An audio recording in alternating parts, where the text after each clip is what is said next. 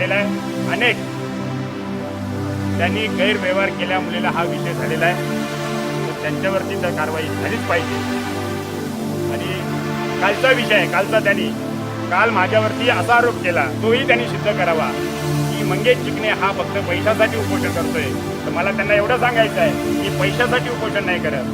मी हा माझ्या गावातील लहान मुलांचा, त्यांच्या भवितव्याचा विचार करणारा माणूस आहे. त्यांच्या पुढील जीवनाचा कसा हे होईल ते करणार आहे. मी पैशाने विकला जाणारा माणूस नाहीये.